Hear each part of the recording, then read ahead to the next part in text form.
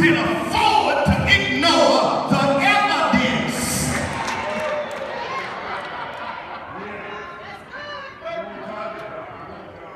This man had the facts stacked against him. Bad name, a beggar, uncertainty economically on a daily basis, living with the stress of how much will I get today, who will pass my low traffic area today, and now all of a sudden he's thrust into the forefront of an opportunity to change his position.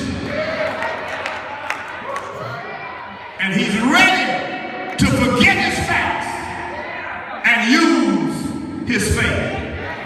When your faith and facts are on a collision course, I advocate that you use faith as opposed to facts. You see, because facts are always changing, the truth is the only thing that remains the same. I said facts are always changing, the truth is the only thing that remains the same. See, it's a fact you were one age last year, but it's another fact that you're not going to be that age this year, but it's the truth, you're getting older every day. Yes, sir. It's a fact. This is as old as you've ever been. It's a truth that you'll never be this young again. Yes, sir. So you might not want to rely on facts because they keep shifting. You might not want to trust the facts because they are never stayed. Facts are not absolute or concrete. They're always changing. Faith is the only thing you can hold on to. I didn't mean to get that loud. I saw made the door thing. I was trying to wake her up. I'm sorry. I'll calm back down a little bit.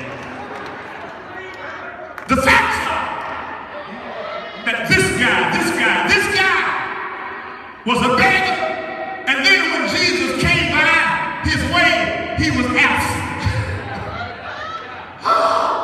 He wasn't even there. Because the word of God says, Jesus and his disciples went into the city called Jericho, and it was on the way out that the guy met Jesus instead of on the way in. And I'm going to tell you, for your faith to be an active dimension of your discipleship, timing is everything. Yes, sir. Yeah, you got to exercise faith at the right time. Can't be retroactive.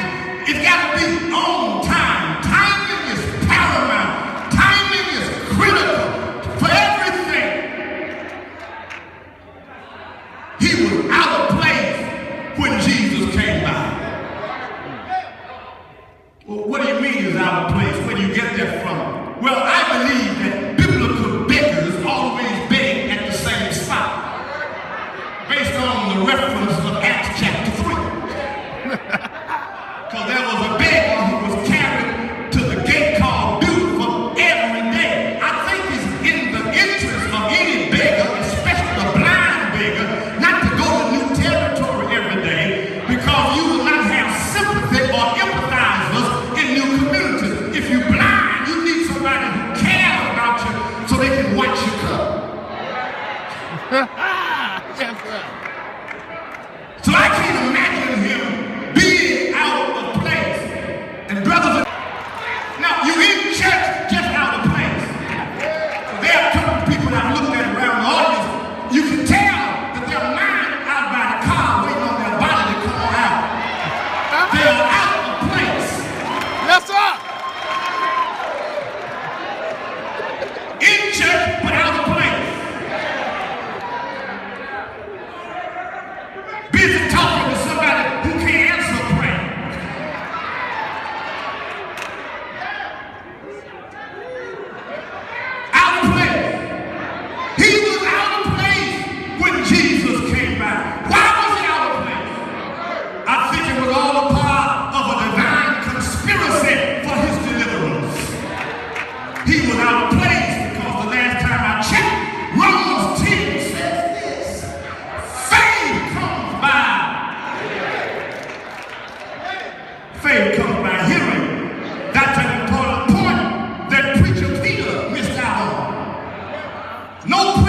should cut off a man's ear.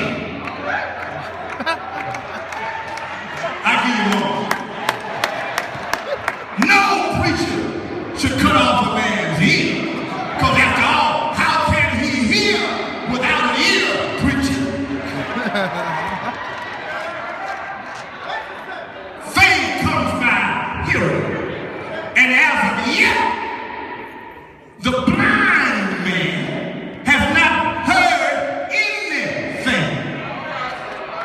If you haven't heard anything, you can't believe anything. He was out of place because it wasn't his time yet. What do you mean it wasn't his time? How can you tell me it's not my time? Well, the critical question is, are you ready for what God's got ready? God does not have to go to his R&D department, research and development, to get your blessing ready. Your blessing is ready. He's trying to get you ready for what he's already got ready. In other words, we ain't prepared for what he has prepared.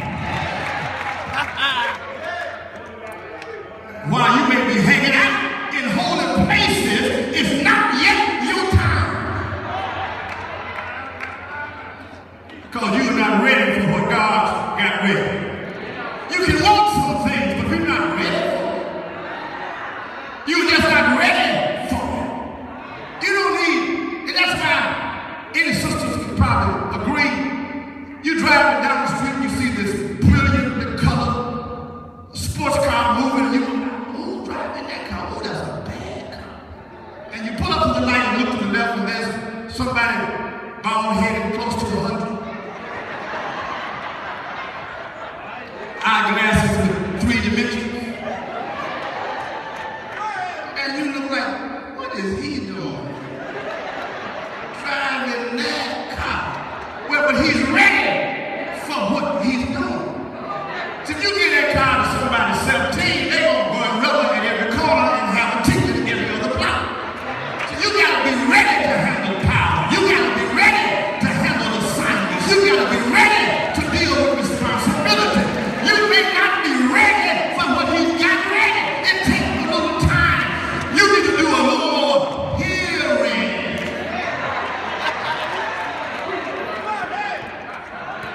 Word of God says, when Jesus came through on the way out of town. Yes, sir. Well, notice the narrative tells us that on the way into town, he had his disciples with him. But when he comes out of town, he's got a multitude with him. Uh-oh! Something has happened in Jericho. Something's going on in Jericho. The last chapter of John tells us Jesus did some things that did not get recorded. That there are not even enough books to record what he did. And so I'm believing that it was in Jericho where he did some things that did not get recorded. That's how he explained 12 went in and a multitude came out. Because he did some stuff. The word got out on the Jericho grapevine. There's a stranger in the city. And he's healing. And he's giving sight to the blind. See now, now the blind man has, thank you, man. He's heard something. Now he can act on what he's heard. Word of God says, on the way out of town, Jesus saw this man sitting by the wayside begging. Didn't have a downtown location, didn't have a high traffic area, out on the highway begging, no traffic. But he met Jesus. He met Jesus at the intersection of faith and facts. He met Jesus.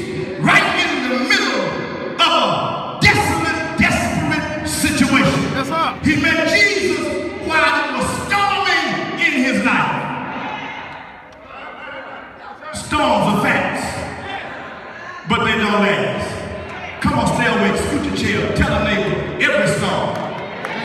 No, I said tell your neighbor, don't tell me, tell your neighbor. Every storm runs out of rain.